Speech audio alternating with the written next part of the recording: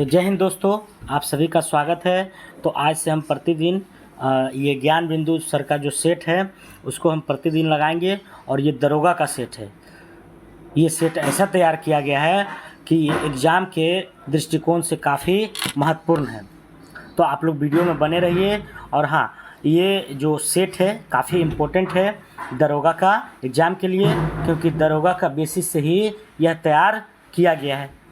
तो चलते हैं, इसका क्वेश्चन देखते हैं और साथ ही साथ इसका आंसर आप लोग भी दीजिएगा, ठीक है। और इसका पीडीएफ हम टेलीग्राम पे डाल देंगे, आप वहाँ से डाउनलोड कर सकते हैं। तो ये पेड क्लास है, मैंने उनसे लिया है और ये मैं आपको बता रहा हूँ, ठीक है। तो चलते पहला क्वेश्चन देखते हैं। निम्न में से किस विधेयक को संसद में प्रस्तुत करने के पहले राष्ट्रपति को पूर्वानुमति की आवश्यकता होती है? तो धन विधेयक, किसी नए राज्य का निर्माण, भूमि अधिग्रहण, कराधान से संबंधित विधेयक जिससे राज्य का हित प्रभावित होता है। तो ये कह रहा है कि कौन सा ऐसा विधेयक है जिसे पारित करने से पहले राष्ट्रपति की अनुमति की आवश्यकता पड़ती है। तो ये चारों जो विधेयक है इसको लागू करने से पहले इसमें जो है क्या करना पड़ता है, अनुमति लेना पड़ता है। लेकिन जैसे हो गया साधारण विधेयक हो गया, या तो फिर साधारण विधेयक में कोई भी है तो उसमें जो है राष्ट्रपति की जो है अनुमति लेने की आवश्यकता नहीं पड़ती है साधारण विधेयक में। लेकिन ये सब जो विधेयक है उसमें जो है राष्ट्रपति की अनुमति लेना अति आवश्यक है। तो इस तरह से इसका आंसर हो जाएगा सभी। अगला क्वेश्चन की ओर चलते हैं। अगला क्वेश्चन कह रहा है कि वर्ष 1800 में स्थापित फोर्ट विलियम कॉलेज की स्थापना के संबंध में निम्नलिखित में से किससे था?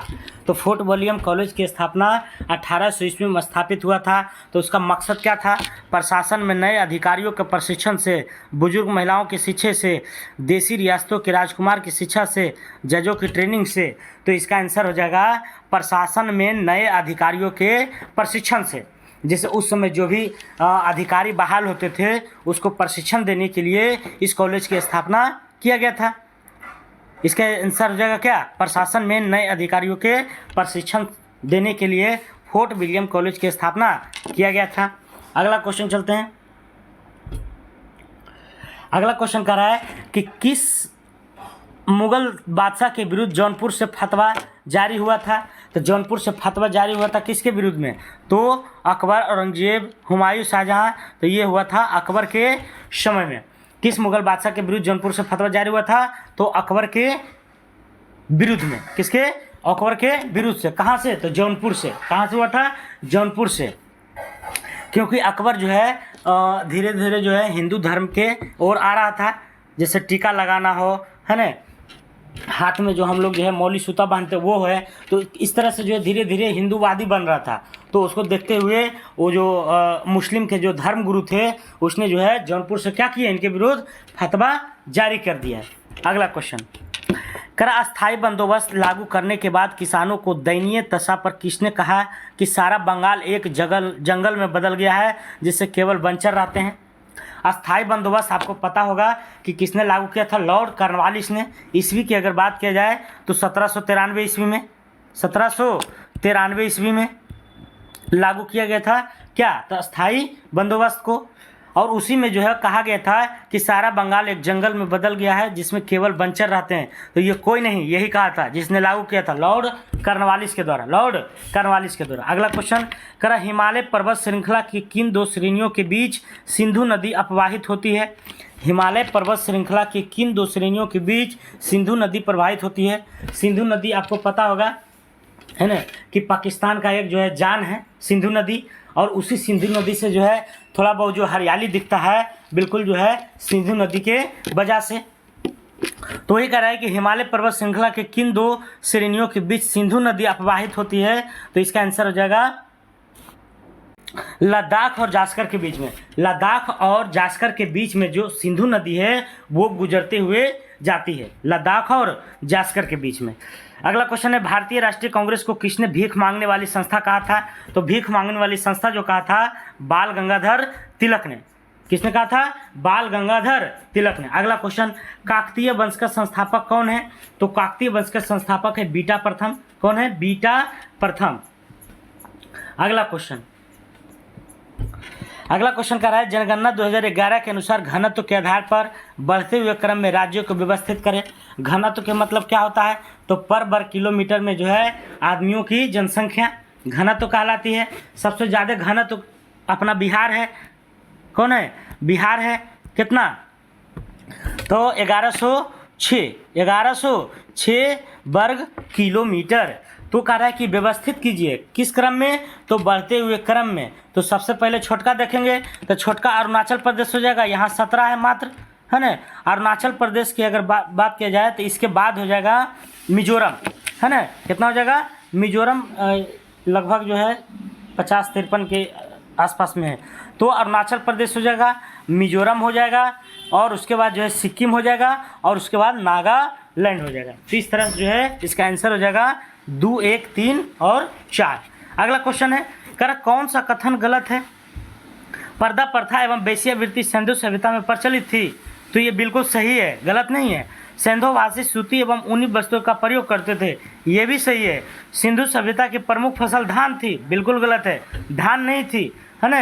गेहूं और जौ था, गेहूं और जौ था, गेहूं और जौ था। अगला क्वेश्चन,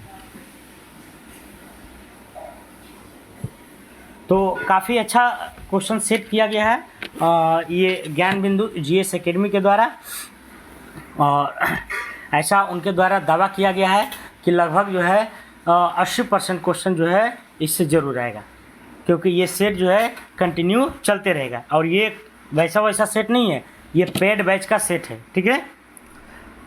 तो सभी लोग जो है स्टूडेंट पेड बैच को नहीं खरीद सकते हैं। इसी को देखते हुए हमने सोचा कि चलते हैं इस सेट को हम YouTube पर पढ़ा देते हैं, और इससे आप लोग को भी फ़ायदा हो जाएगा।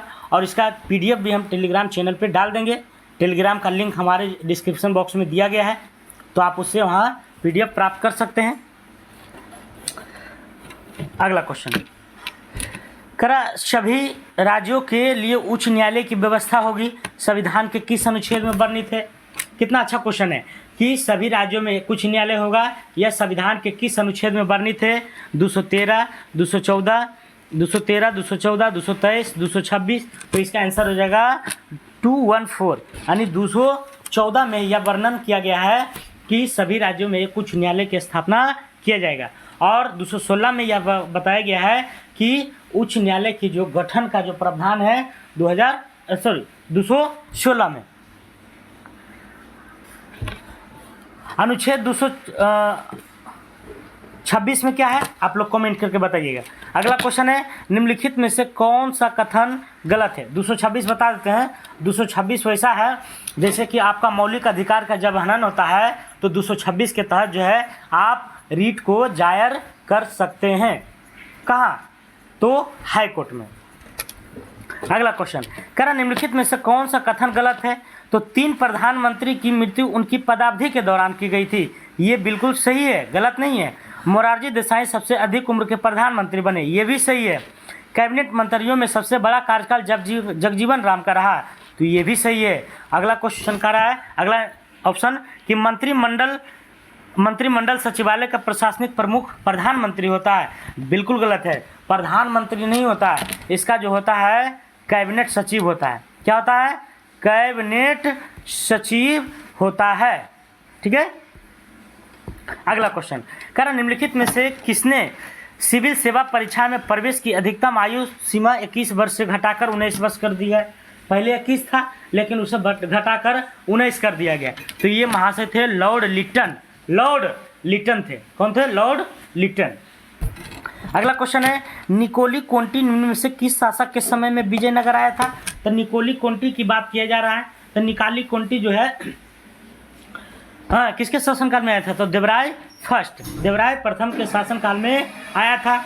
अच्युत देवराय की बात किया जाए तो इसके शासनकाल अच्युत देवराय जो है के शासनकाल में नुनीज आया था। कौन आया था, नुनीज कौन था, एक पुर्तगाली था नुनीज। अगला क्वेश्चन,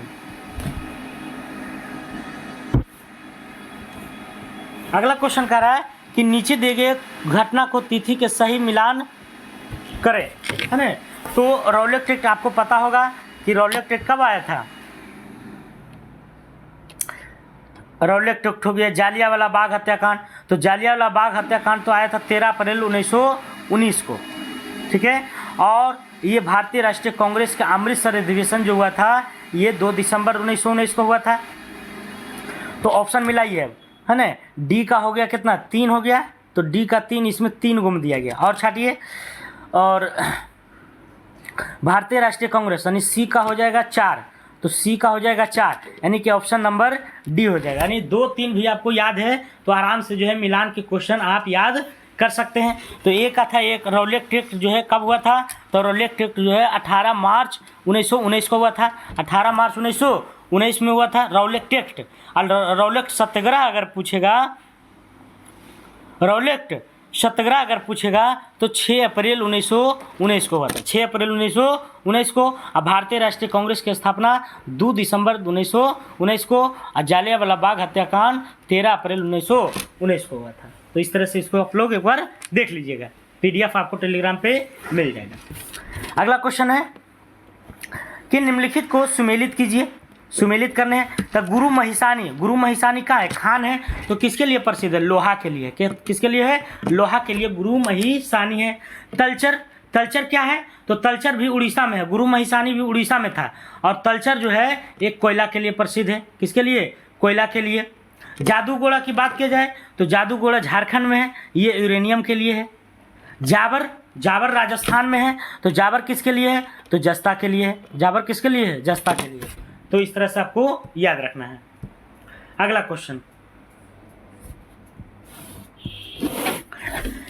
निम्नलिखित में से कौन होम रूल लीग की स्थापना से संबंधित नहीं था, तो होम रूल लीग की स्थापना जो है मेन रूप से एनी बेसेंट और बाल गंगाधर तिलक को माना जाता है। बाद में सुब्रमण्यम अय्यर आए थे, लेकिन TS अलकट नहीं था, इसलिए इसका आंसर क्या हो जाएगा, TS अलकट हो जाएगा, ठीक है।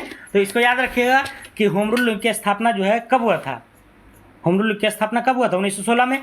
तो सबसे पहले जो है एनी बेसेंट और बाल गंगाधर तिलक मिलकर किए थे, बाद में सुब्रमण्यम अय्यर थे, लेकिन इसमें TS अलकट नहीं था। अगला क्वेश्चन, भारतीय उच्च आयुक्त के पद पर किस अधिनियम के सृजन हुआ, करा उच्च आयुक्त के पद का जो सृजन हुआ वो किस अधिनियम से हुआ, तो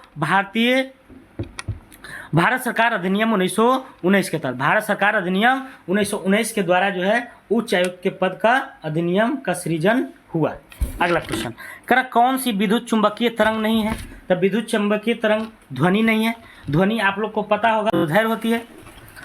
अगला क्वेश्चन, करा द्विपक्षीय अभ्यास उदार शक्ति भारत और किस देश के बीच हुआ, है ना। उदार शक्ति ये जो अभ्यास नाम है ये द्विपक्षीय अभ्यास है, तो भारत और किसके बीच में हुआ है, तो भारत और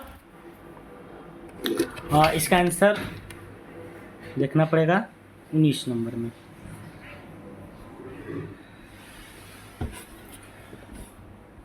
उन्नीस के डी, क्योंकि गलत थोड़ा सा भी हो जाएगा तो गलत चीज़ें ज़्यादा याद होता है, ठीक है। तो 19 का डी मलेशिया है ना, कौन है, मलेशिया हो जाएगा। कहना द्विपक्षीय अभ्यास उदार शक्ति भारत किस देश के बीच आयोजित किया जा रहा है, तो ये जो है मलेशिया और भारत के बीच में उदार शक्ति जो है अभ्यास किया जा रहा है, भारत और मलेशिया के बीच में। अगला क्वेश्चन है, मलयालम सिनेमा की किस एक्ट्रेस की 120वीं जयंती पर गूगल ने डूडल के माध्यम से श्रद्धांजलि दी, तो किसको दिया, तो इसका आंसर हो जाएगा पीके रोजी को। मलयालम सिनेमा के किस एक्ट्रेस को 120वीं जयंती पर गूगल ने डूडल के माध्यम से श्रद्धांजलि दी, तो पीके रोजी को। अगला क्वेश्चन है, प्रतिवर्ष पूरे भारत में 25 दिसंबर को सुशासन दिवस मनाया जाता है, तो किसके जन्म दिवस पर, तो सुशासन दिवस जो हमारा मनाया जाता है महाशय अटल बिहारी वाजपेयी के, इनकी मृत्यु शायद 2018 में हो गई थी। कब हुआ था, 2018 में। तो 25 दिसंबर को प्रत्येक जो है 25 दिसंबर को सुशासन दिवस के रूप में मनाते हैं, तो किसके जन्म दिवस पर, तो अटल बिहारी वाजपेयी। अगला क्वेश्चन है, भारत का पहला 3x प्लेटफार्म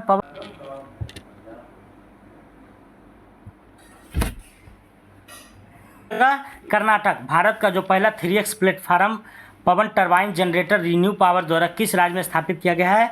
तो कर्नाटक राज्य में। कहाँ? कर्नाटक में। अगला क्वेश्चन है, प्राकृतिक में नहीं पाए जाने वाला कच्चा माल है। प्राकृतिक में जो कच्चा माल नहीं पाया जाता है वो इन चारों में से कौन है? तो विनाइल क्लोराइड है। कौन है? विनाइल क्लोराइड प्राकृतिक में कच्चा माल नहीं पाया जाता है। अगला क्वेश्चन कह रहा है बेराइट क्या है ना? बेराइट क्या है? तो इसका फॉर्मूला जानना चाह रहा है। तो BaSO4 को बेराइट कहते हैं, BaSO4। अगला क्वेश्चन कह रहा है नायदुम्मा पुरस्कार के प्रायोजक कौन है? नायदुम्मा पुरस्कार के प्रायोजक कौन है? तो इसका आंसर हो जाएगा Bharat Japan friendship association. Bharat और जापान फ्रेंडशिप एसोसिएशन नायदुम्मा पुरस्कार के प्रायोजक हैं। अगला क्वेश्चन कर रहा है निम्न में से कौन सा सदा उस वस्तु की छोटी छवि बनाएगा जो उसके सामने रखी जाए? तो छोटी वस्तु तो देखते हैं उत्तल दर्पण हो जाएगा। क्या हो जाएगा? उत्तल दर्पण। गाड़ी में देखते होंगे उत्तल दर्पण साइड मिरर के रूप में प्रयोग किया जाता है, क्योंकि उसमें बड़का बड़का ट्रक जो है उसी में समा जाता है छोटका सा आईना में, तो वो उत्तल दर्पण रहता है। क्या रहता है? उत्तल दर्पण। अगला क्वेश्चन, निम्न में से कौन सा सदा उस वस्तु की छोटी छवि, ये तो हो गया। अगला क्वेश्चन है, ये न्यूमेरिकल टाइप का है, इसको बना लीजिएगा आप लोग। कह रहा 74वें गणतंत्र दिवस परेड में कुल कितनी झांकियां का प्रदर्शन किया गया है? तो टोटल जो है 23। कितना? 23 झांकियां का प्रयोग किया गया है। अगला क्वेश्चन है निम्न में से कौन तृतीय श्रेणी के उत्तोलक का उदाहरण है?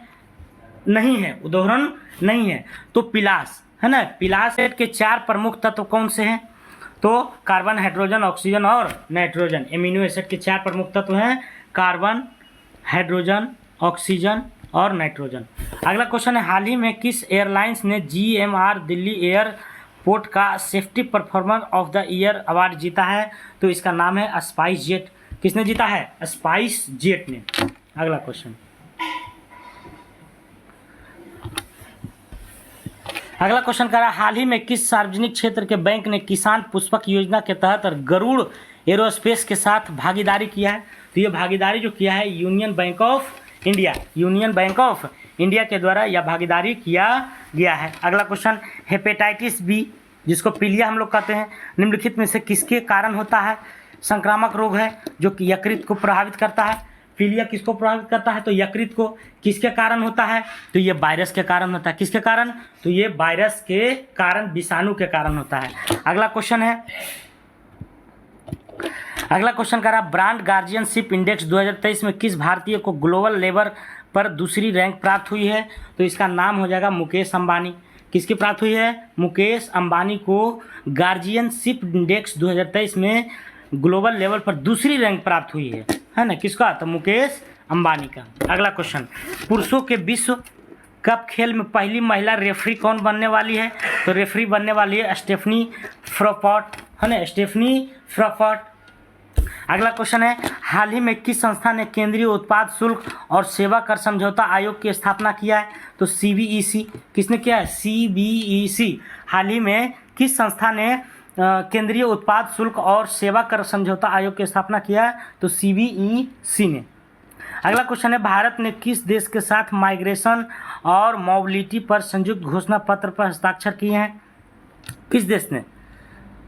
आंसर हो जाएगा फिनलैंड ने। किसने? फिनलैंड ने जो है भारत ने किस देश के साथ माइग्रेशन और मोबिलिटी पर संयुक्त घोषणा पत्र पर हस्ताक्षर किए हैं? तो इसने फिनलैंड ने किया। किसने किया है? फिनलैंड ने। अगला क्वेश्चन है राइट टू रिपेयर पोर्टल किस केंद्रीय मंत्री के द्वारा लॉन्च किया गया है? तो इसका आंसर हो जाएगा पीयूष गोयल। किसके द्वारा? पीयूष गोयल के द्वारा जो है राइट टू रिपेयर पोर्टल को लॉन्च किया गया है। अगला क्वेश्चन है प्रतिष्ठित डॉक्टर कलाम सेवा पुरस्कार से किसे सम्मानित किया गया है? तो इसका नाम है रवि कुमार सागर को। रवि कुमार सागर को क्या? तो प्रतिष्ठित डॉक्टर कलाम सेवा पुरस्कार से सम्मानित किया गया है। अगला क्वेश्चन कर रहा है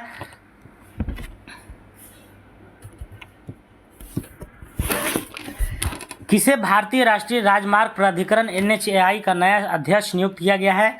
तो NHAI है ना, भारतीय राष्ट्रीय राजमार्ग प्राधिकरण। तो इसका आंसर हो जाएगा संतोष कुमार यादव को। संतोष कुमार यादव को NHAI का जो है क्या किया गया है? तो नया अध्यक्ष नियुक्त किया गया है। अगला क्वेश्चन है कैलाश पर्वत को हिलाता रावण भारतीय मूर्तिकला की उत्कृष्ट कृतियां में से एक है जो यह पाई गई है। कहाँ पाई गई है? तो एलोरा की गुफा में, एलोरा की गुफा में। कैलाश पर्वत की हिलाता रावण भारतीय मूर्तिकला की उत्कृष्ट कृतियां में से एक है जो यह पाई गई है, तो एलोरा की गुफा में। अगला क्वेश्चन है मिलान का। तो मिलान आप लोग बताइएगा, विजय घाट है ना, विजय घाट से कौन संबंधित है? तो लाल बहादुर शास्त्री है। चैत्र भूमि से कौन है? तो भीमराव अंबेडकर है। करम भूमि से कौन है? तो शंकर दयाल शर्मा है। और बच गया एक अभय घाट, तो ये हो जाएंगे कौन? मोरारजी देसाई। तो इस तरह से इनका चारों मिलान कौन हो जाएगा इसका आंसर? एक का हो गया सी, एक का सी यानी कि डी नंबर ऑप्शन में है ना, बाकी एक का सी किसी में नहीं है, तो डी नंबर इसका आंसर हो जाएगा। अगला क्वेश्चन है पर्यावरण विभाग की स्थापना कब हुई थी? तो 1980 में। पर्यावरण विभाग की स्थापना कब हुई थी? 1980 में। अगला क्वेश्चन, अनिषेक फल वह है जिसमें होता है, क्या होता है? तो इसका आंसर हो जाएगा बिना परागन और निषेचन के बना फल। बिना परागन और निषेचन के जो बनता फल है उसे अनिषेक फल कहते हैं। अगला क्वेश्चन, करा गोवा के मोपा इंटरनेशनल एयरपोर्ट का नाम किसके नाम पर रखा गया है? गोवा का जो मोपा इंटरनेशनल एयरपोर्ट है उसका नाम किसके नाम पर रखा गया है? तो इसका नाम हो जाएगा मनोहर पर्रिकर। क्या हो जाएगा? मनोहर पर्रिकर। अगला क्वेश्चन है, अगला क्वेश्चन कह रहा है पृथ्वी तल से किसी वस्तु का पलायन वेग निम्नलिखित किस पर निर्भर करता है? पृथ्वी पर जब किसी वस्तु को पलायन वेग करते हैं तो किस पर डिपेंडेंट रहता है? वस्तु के द्रव्यमान पर भी बिल्कुल सही है, प्रक्षेपण की दिशा में और प्रक्षेपण किए जाने के स्थान से है ना, तो ये सभी पर जो है डिपेंडेंट करता है कि पृथ्वी किसी वस्तु का पलायन वेग। अगला क्वेश्चन है बॉलीवुड की किस भव्य बूढ़ी महिला ग्रैंड ओल्ड लेडी माना जाता है? तो इसको माना जाता है जोहरा सहगल को। किसे माना जाता है? जोहरा सहगल को। अगला क्वेश्चन कह रहा है कि G7 संगठन देश का 49वां बैठक कहाँ होगा? G7 संगठन देश का 49वां बैठक कहाँ होगा? तो ये 49वां बैठक होगा जापान में। कहाँ होगा? जापान में। G7 की अगर बात किया जाए तो G7 जो है एक विकासशील देश है जिसमें जो है 7 देशों का समूह है, जिसमें जो है अगला जो अर्थी होगा बैठक होगा वो जापान में होगा, 49वां बैठक। अगला क्वेश्चन है यजुर्वेद की किस शाखा को शुक्ल यजुर्वेद के नाम से जाना जाता है? कर कौन सी ऐसी शाखा है जिसको शुक्ल यजुर्वेद के नाम से जानते हैं? तो इसका आंसर हो जाएगा बाज शनेई को जो है शुक्ल यजुर्वेद के नाम से जाना जाता है। अगला क्वेश्चन, अगार प्राप्त किया जाता है तो जिगराटिन से, जिलाडियम से, ग्रासलेरिया से, इन सभी से अगार जो प्राप्त किया जाता है इन सभी से। अगला क्वेश्चन है मछली वर्ग की पहचान किस अंग से होती है? ग्रासीय नली से, डिर्मल सल्क से, युग्मित पक्षी से, सभी से। तो बिल्कुल सही हो जाएगा इसका आंसर, सभी है ना, ग्रासीय गिली से, डर्मल से, युग्मित से है ना, ये तीनों से है ना मछली वर्ग की पहचान किया जाता है। अगला क्वेश्चन, सौर मंडल का हेलियोस्टेरिक मॉडल सर्वप्रथम किसके द्वारा प्रस्तुत किया गया था? तो इसका आंसर क्या हो जाएगा? निकोलस कोपरनिकस के द्वारा सौर मंडल का हेलियोसेंट्रिक मॉडल प्रस्तुत किया गया था। किसके द्वारा? तो कोपरनिकस के द्वारा। अगला क्वेश्चन है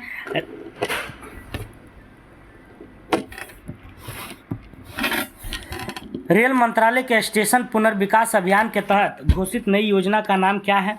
तो इसका नया योजना का नाम है अमृत धारा स्टेशन योजना। अमृत धारा स्टेशन योजना रेल मंत्रालय के स्टेशन पुनर्विकास मतलब स्टेशन का जो पुनर्विकास हो रहा है उसकी अभियान के तहत घोषित की गई योजना का जो नाम है वो क्या है? तो अमृत धारा स्टेशन योजना। अगला क्वेश्चन है योकोहामा रणनीति निम्नलिखित में से किससे संबंधित है? योकोहामा रणनीति किससे संबंधित है? तो आपदा प्रबंधन से है। किससे है? आपदा प्रबंधन से संबंधित है योकोहामा रणनीति। ठीक है। अगला क्वेश्चन, अफ्रीका के उष्णकटिबंधीय घास के मैदान को किस नाम से जाना जाता है?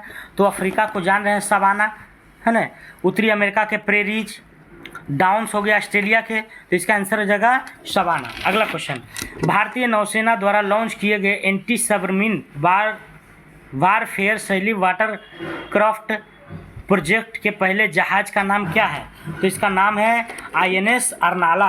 INS अर्नाला ठीक है। तो भारतीय नौसेना द्वारा लॉन्च किए गए एंटी सबमरीन वारफेयर शैली वाटरक्राफ्ट प्रोजेक्ट के पहले जहाज का नाम क्या है? तो INS अरनाला है।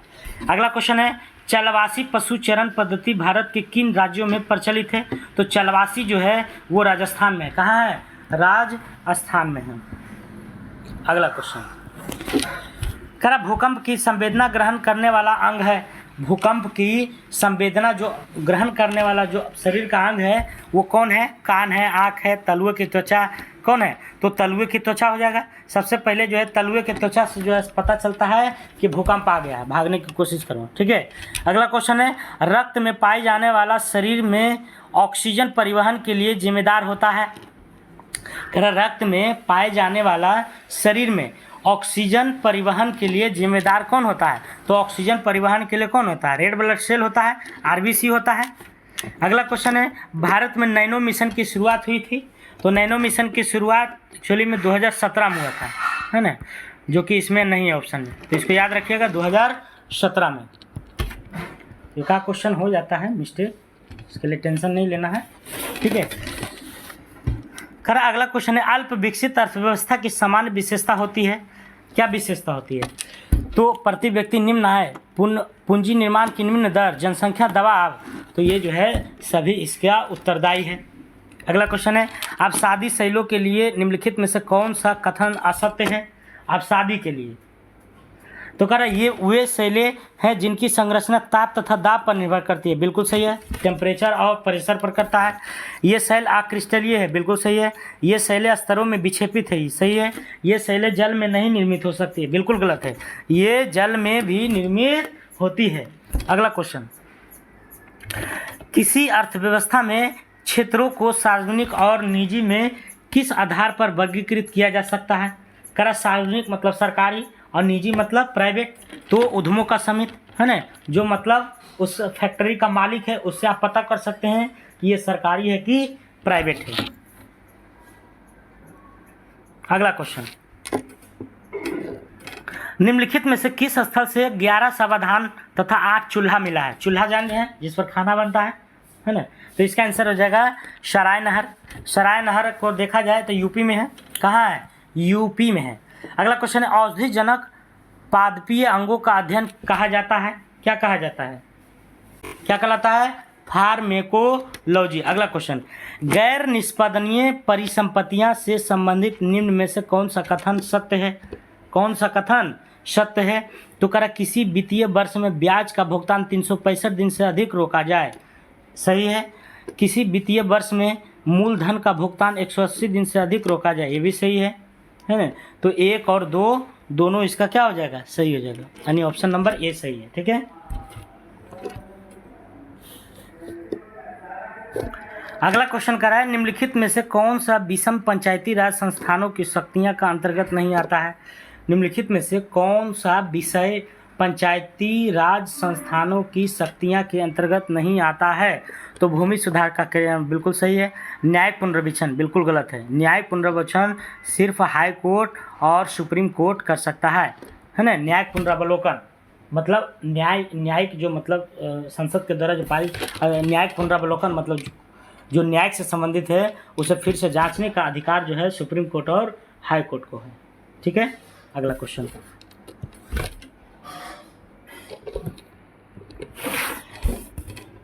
स्वराज आम जनता के लिए होना चाहिए, केवल खास वर्गों के लिए नहीं। यह कथन किसने कहा था? तो ये कथन श्री राजगोपालाचारी के द्वारा कहा गया था। किसके द्वारा? श्री राजगोपालाचारी के द्वारा। अगला क्वेश्चन है, भारत और बांग्लादेश के मध्य स्थित मैत्री सेतु का निर्माण किस नदी पर किया गया है? तो इसका नदी हो जाएगा फेनी नदी।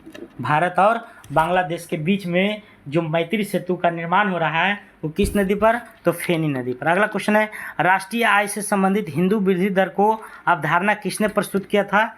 हिंदू वृद्धि दर को अवधारणा किसने? तो प्रोफेसर राज कृष्णा के द्वारा। राष्ट्रीय आय से संबंधित हिंदू वृद्धि दर का अवधारणा किसने प्रस्तुत किया था? तो प्रोफेसर राज कृष्णा। अगला क्वेश्चन है, चलते हैं अगला क्वेश्चन की ओर। 71 नंबर, निम्नलिखित में से किसके संश्लेषण के लिए कोलेस्ट्रॉल आवश्यक होता है? तो इसका आंसर हो जाएगा एस्ट्राडियोल। डियोल। अगला क्वेश्चन, निम्नलिखित में से किस देश में विषुवत रेखा नहीं गुजरती है? तो विषुवत रेखा बहुत सारे देशों से गुजरती है। इक्वाडोर से गुजरती है, केन्या से, इंडोनेशिया से, लेकिन अर्जेंटीना से नहीं गुजरती है। अगला क्वेश्चन, भारत में कृषि उत्पादों से संबंधित बाजार का विनिमय कौन करता है? मतलब बाजार का जो विनिमय करता है वो कौन सा करता है? तो इसका आंसर हो जाएगा कृषि उत्पाद बाजार समिति अधिनियम के द्वारा। अगला क्वेश्चन है, निम्नलिखित में से किसमें उच्चतम न्यायालय के न्यायाधीशों को नियुक्ति में कार्यपालिका, विधायिका एवं मुख्य न्यायाधीशों की भागीदारी की अनुशंसा की गई है? तो इसमें जो है की गई है द्वितीय प्रशासनिक सुधार आयोग में, द्वितीय प्रशासनिक सुधार आयोग में। अगला क्वेश्चन है, मुस्लिम लीग द्वारा किस वर्ष पाकिस्तान की स्थापना की मांग करने वाला प्रस्ताव पारित किया गया है? तो 1940 में, 1940 में जब अधिवेशन हुआ था कांग्रेस के, तो उसी समय जो है मोहम्मद अली जिन्ना के द्वारा पाकिस्तान के अलग राष्ट्र की मांग किया गया था। अगला क्वेश्चन है, लाली वन्य जीव अभयारण्य किस राज्य में स्थित है? तो अरुणाचल प्रदेश में। लाली कहाँ है? तो अरुणाचल प्रदेश में। वह व्यक्ति कौन है जो राज्यसभा का सदस्य होते हुए राज्यसभा तथा लोकसभा दोनों में बोल सकता है? तो वे मंत्री जो राज्यसभा के सदस्य हैं, जो राज्यसभा के सदस्य होते हैं वे मंत्री जो है दोनों सदन में बोल सकते हैं। अगला क्वेश्चन कह रहा है कि भारतीय संविधान के किस संशोधन अधिनियम के तहत उच्च न्यायालय के न्यायाधीशों को संवैधानिक सेवानिवृत्ति की आयु 60 वर्ष से बढ़ाकर 62 वर्ष कर दी गई है? तो इसका आंसर हो जाएगा 15वां संविधान संशोधन के तहत इसकी आयु 60 वर्ष से बढ़ाकर के 62 वर्ष कर दी गई है। अगला क्वेश्चन है, भारतीय राष्ट्रीय कांग्रेस के जिस अधिवेशन में वंदे मातरम की पहली बार प्रयोग किया गया था उसकी अध्यक्षता किसने किया था? तो वंदे मातरम का प्रयोग सबसे पहले कोलकाता अधिवेशन 1896 में हुआ था और इसकी जो है अध्यक्षता उस समय जो कर रहे थे रहीमतुल्ला एम शयानी। अगला क्वेश्चन है, हाउ डेमोक्रेसी डाई नामक पुस्तक जो दुनिया में वर्तमान लोकतंत्र की स्थिति प्रस्तुत करती है कि लेखक कौन है? तो इसका आंसर हो जाएगा स्टीवन लेवी टस्की। अगला क्वेश्चन है, फॉल बैक शब्द किससे संबंधित है? तो कुश्ती से। फॉल बैक किससे संबंधित है? कुश्ती से। अगला क्वेश्चन है, निम्नलिखित में से जुड़वा अभाज्य संख्या कौन है? मैथ का क्वेश्चन है। तो जुड़वा अभाज्य तो इससे भी आप लोग छाट सकते हैं।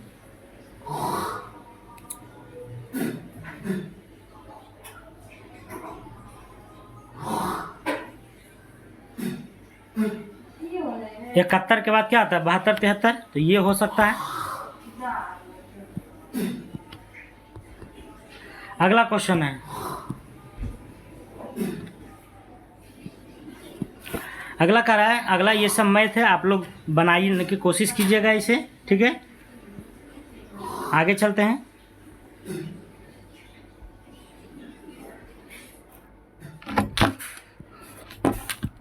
अगला क्वेश्चन कर रहा है, निम्नलिखित घटनाओं को उनके प्रारंभ के कालानुक्रम को व्यवस्थित करें और नीचे दिए गए कूटों का सही प्रयोग करें।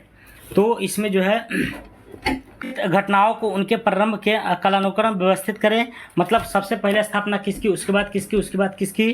तो इसका आंसर हो जाएगा सबसे पहले इसकी स्थापना हुआ था वन्य जीव संरक्षण अधिनियम। इसकी शायद स्थापना 1972 में हुई थी। उसके बाद 3 नंबर प्रोजेक्ट टाइगर की स्थापना 1973 में हुई थी और उसके बाद उसके बाद 4 हो गया था। 4 में कौन है? प्रोजेक्ट हाथी का। और उसके बाद लास्ट में 2 हुआ था जैव विविधता अधिनियम। तो इस तरह से इसका मिलान होगा। अगला क्वेश्चन है, करा दक्षिण का नीरो किसके कहते हैं? तो दक्षिण का नीरो इसमें ऑप्शन गलत दिया हुआ है, ठीक है। दक्षिण का नीरो किसको कहते हैं? तो इसमें आंसर नहीं है। दक्षिण का नीरो की बात किया जाए तो अलाउद्दीन हुमायूं को कहा जाता है। अलाउद्दीन हुमायूं को, ठीक है। अगला क्वेश्चन, करा गांधी जी की आत्मकथा the story of my experiment with truth, है ना, सत्य के साथ मेरे प्रयोग, जो गुजराती में लिखी गई थी। किस भाषा में? गुजराती में लिखी गई थी। और इसका अंग्रेजी में अनुवाद किसने किया था? तो इसका अंग्रेजी में महादेव देसाई ने। किसने किया था? महादेव देसाई ने। अगला क्वेश्चन है, कौन सा युग्म सही सुमेलित है? तो नागालैंड 63 में बिल्कुल सही है। गोवा 1987 बिल्कुल सही है। सिक्किम 74 नहीं हो जाएगा, सिक्किम 1975 में स्थापना हुआ था। मिजोरम 87 बिल्कुल सही है। अगला क्वेश्चन, दिल्ली षड्यंत्र से संबंधित मामले किस फांसी नहीं मिला था?